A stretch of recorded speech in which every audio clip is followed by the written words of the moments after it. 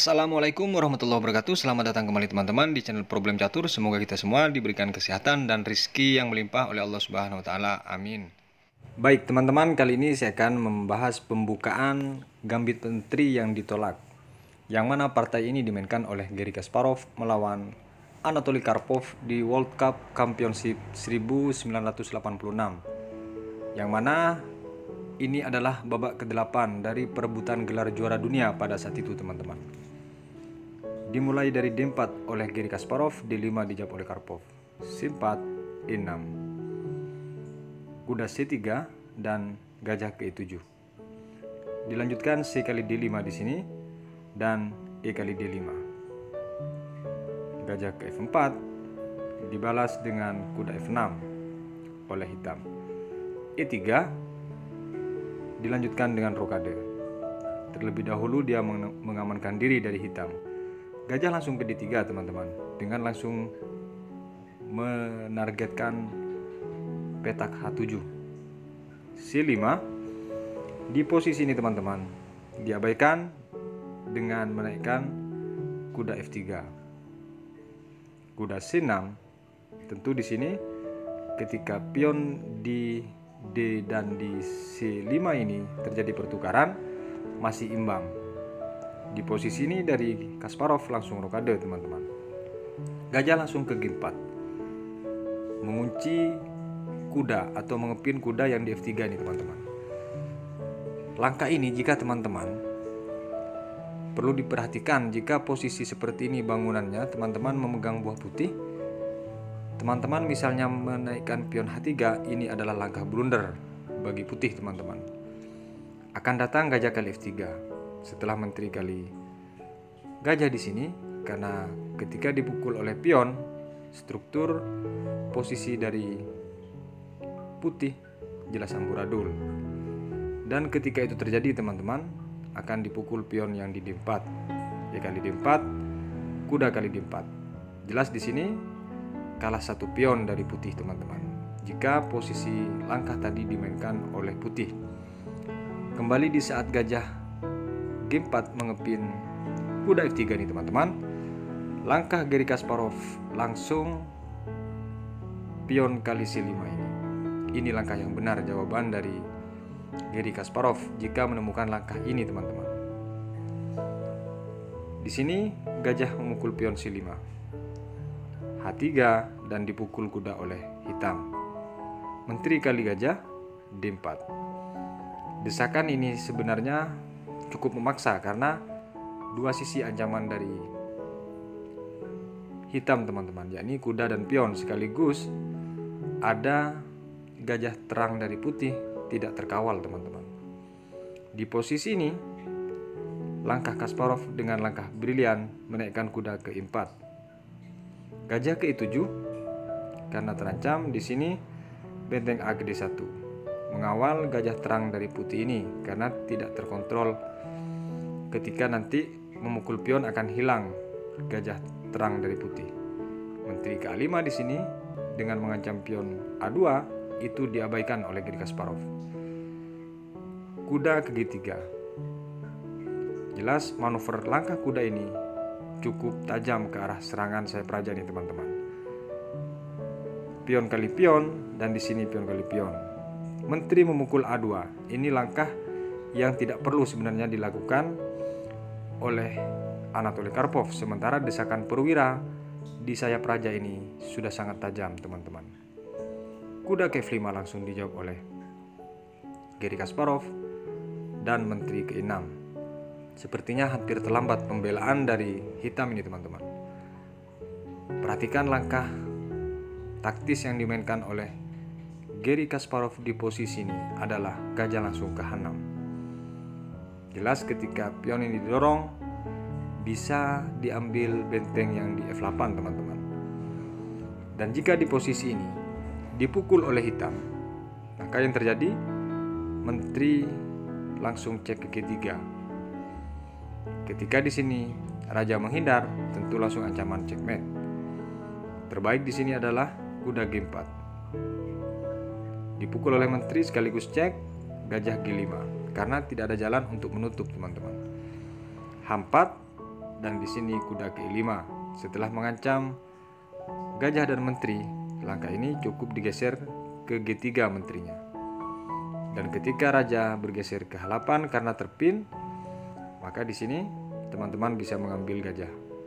H kali G5 misalnya, cukup dengan menggeser kuda D4, ini sudah mutlak menang untuk putih teman-teman. Kembali ke posisi di saat gajah ini ke H6 teman-teman.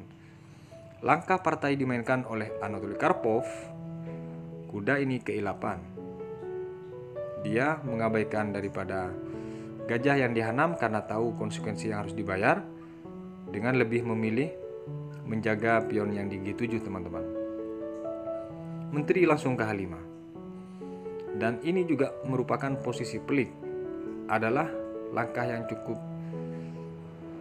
berisiko sebenarnya dari seorang Garry Kasparov. Tapi ketika pun diancam oleh pion, di sini kuda bisa dibuang dengan cek memukul gajah yang di E7. Langkah partai dimainkan oleh Karpov mendorong pion G6 teman-teman. Menteri ke G4 dan di sini kuda ke E5. Lagi-lagi diancam menteri ke G3 di sini karena ketika bergeser selain dari lajur G ini maka hilang kuda dari putih. Gajah ke F6 dilanjutkan dengan gajah ke B5. Ingin menghilangkan kuda ini teman-teman dari tujuannya Garry Kasparov. Kuda langsung ke G7 dan dipukul oleh gajah. Gajah kali gajah di sini, benteng langsung ke D6. Jelas di sini mengusir kedudukan menteri yang sangat mendukung atau menghambat serangan dari putih teman-teman.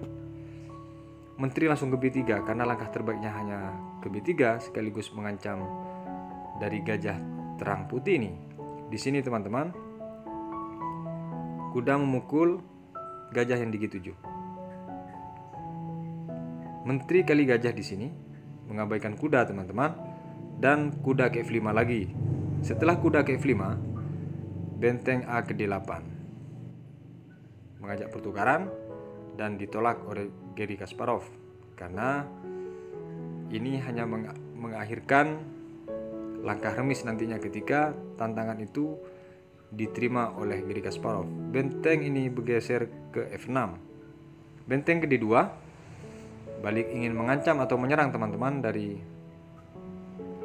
Karpov dan menteri ke G5. Setelah menteri ke G5 datang menteri mukul pion yang di B2. Di sini adalah ancaman ketika menteri bergeser dari lajur G ini, tentu dia harus checkmate teman-teman. Atau akan diangkat kuda, akan kehilangan benteng yang di F6 jika menteri bergeser dari lajur G ini. Raja ke H1 langkah sederhana dari Garry Kasparov. Dan raja ke H8 dijawab oleh Karpov. Kuda ke D4 di sini dengan dipinnya kuda ini teman-teman, maka jelas kuda yang di E5 tidak ada penjagaan. Apakah dia kabur atau menghindar atau seperti apa di sini? Langkah partai teman-teman. Di posisi ini benteng memukul kuda yang di D4. Satu langkah dari ini dari Anatoly Karpov langsung menyerah. Adalah menteri memukul kuda di sini teman-teman, bukan pion memukul benteng, tapi menteri memukul kuda. Di posisi ini dari Anatoly Karpov menyerah di babak ke-8 ini teman-teman.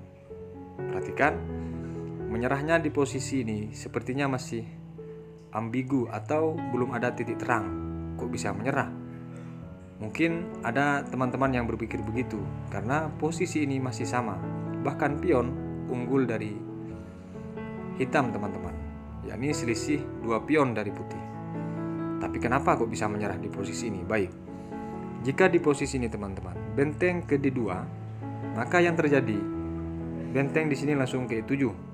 Dia mengabaikan pion yang di G2 tapi ancaman memukul benteng yang di F8. Ketika benteng ini lari ke D8 untuk melindungi, maka di sini akan dipaksa teman-teman. Dan di sini ketika dipukul, datang benteng memukul sekaligus ancaman cek dan tidak bisa dibela pion yang di H7. Langkah terbaik adalah raja bergeser misalnya ke G8. Maka di sini ketika putih memukul benteng tentu sama-sama hilang teman-teman. Dan benteng tidak bisa cek karena lajurnya terkawal oleh menteri. Terbaik di sini adalah menghindar duluan raja ke H2. Menteri C3 dilanjutkan dengan E4. Ini pion diam-diam akan didorong maju untuk menutup kemungkinan atau penjagaan menteri diagonal gelap ini teman-teman. A5 di sini langsung dipukul pion yang di H7. Ancamannya adalah checkmate di F7 teman-teman. Dan jika dijaga oleh benteng, maka di sini satu langkah E5 ini sudah pasti mat atau menteri ditukar dengan benteng. Itu pilihannya. Ketika menteri memukul pion, maka benteng akan dipukul oleh raja. Hanya tersisa satu menteri dan satu benteng. Berikut dengan pion ini akan habis satu-satu diambil oleh Garry Kasparov. Dan setelah misalnya terbaik ke C8, maka langsung checkmate. Kemungkinan yang kedua teman-teman, di saat posisi benteng ini memukul kuda dan menteri memukul kuda di sini, kemungkinan terakhir jika langkah terbaik benteng ke B4 teman-teman dari hitam, maka akan dijawab menteri tetap ke E7. Jelas di sini ancamannya memukul benteng yang di F8. Dan ketika di posisi ini benteng ke G8, maka di sini tetap dipukul. Intinya walaupun raja mendekat ke G8 tetap akan dipaksa oleh putih karena sudah menang kekuatan teman-teman. Dan ketika dia turun misalnya ke H4